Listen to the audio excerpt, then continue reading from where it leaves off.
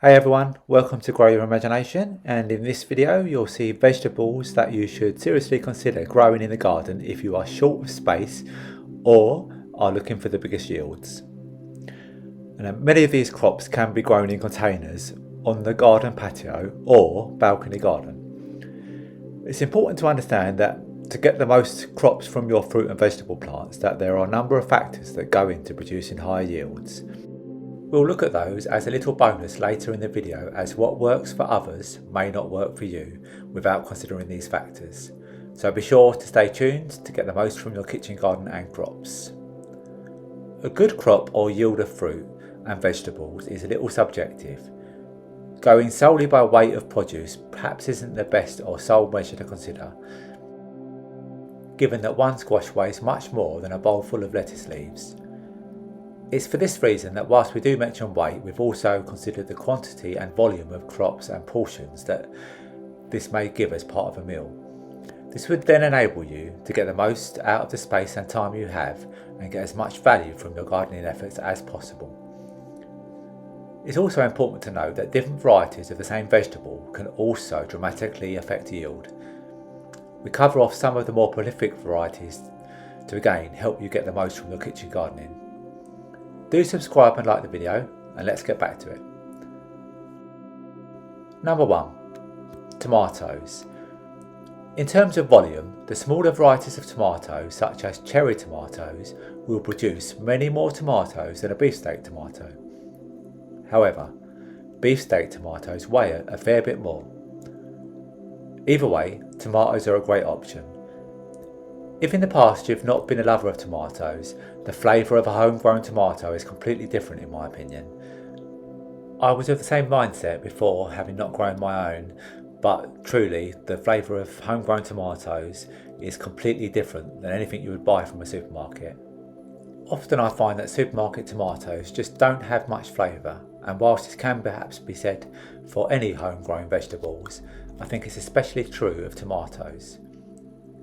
Tomatoes grow on a vine, and each level of the tomato that grows off the stem of the tomato plant is known as a truss.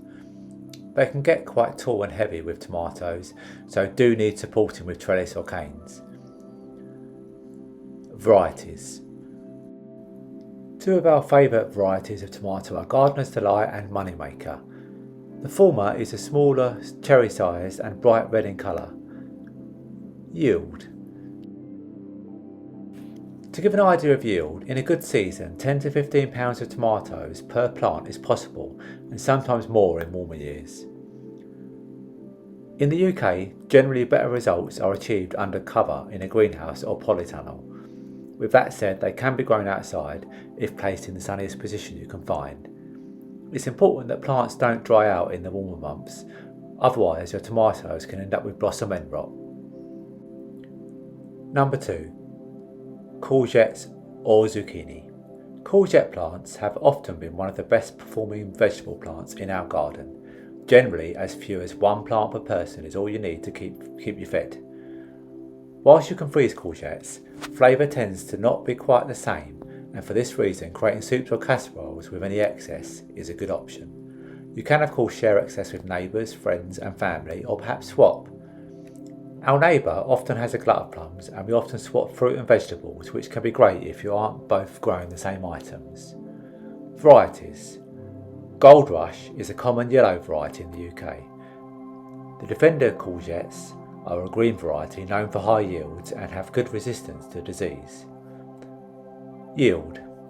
One plant can yield 3 to 9 pounds of courgettes, and as such are a permanent feature in our vegetable garden. If left growing for 1 or 2 days too long, they can often grow into marrows. You have been warned. The good thing here is that you can still use them, but generally they will be best for soup. Number 3. Cucumbers. It's often handy to have cucumbers available for a child's lunchbox.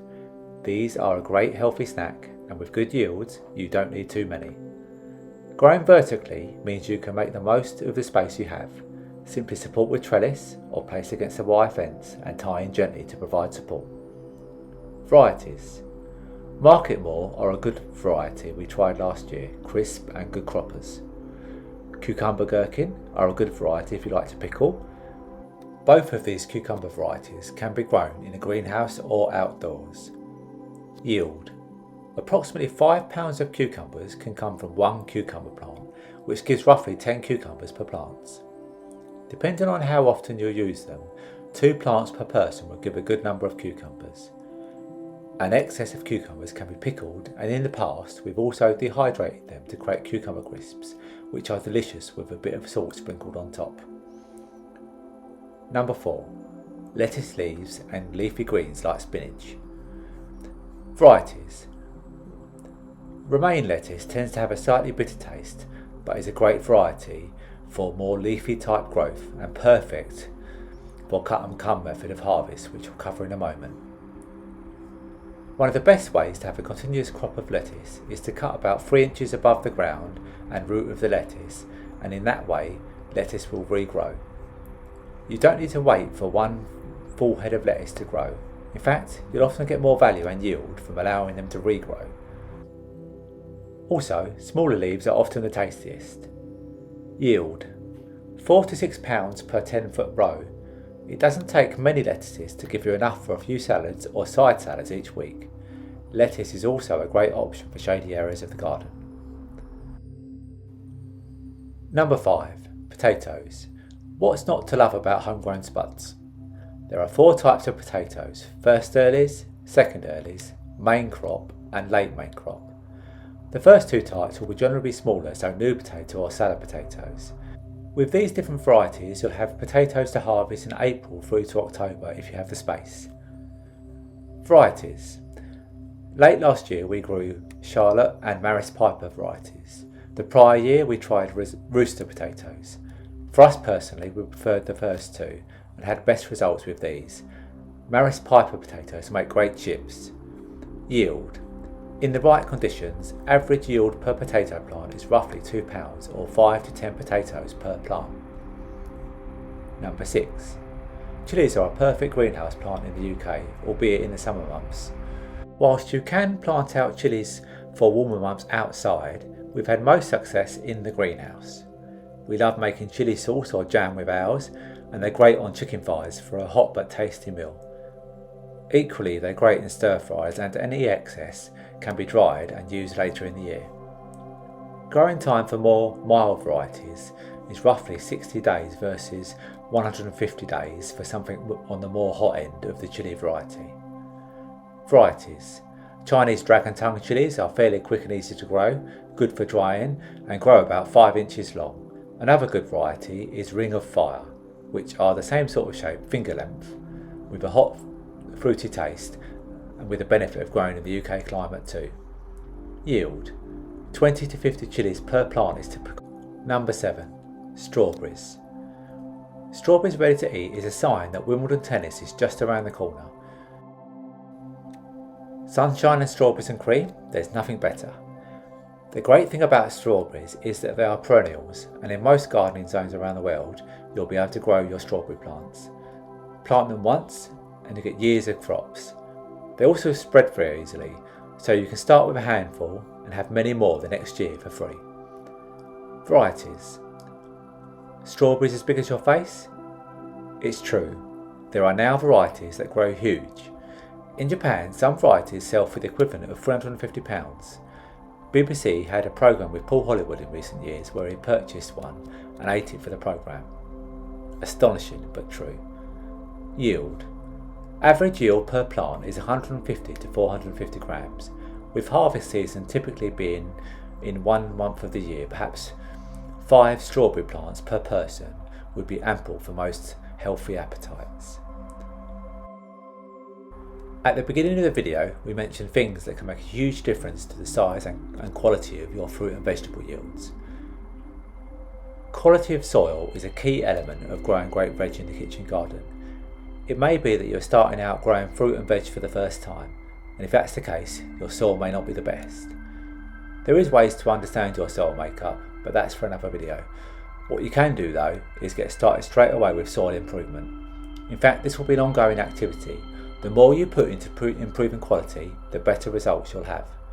The first method for soil improvement is spreading compost over your vegetable beds. You can dig them in if desired, but at the end of the growing season you can simply spread the compost on the surface and over time it breaks down. Worms do their job and there's no need to dig the compost through.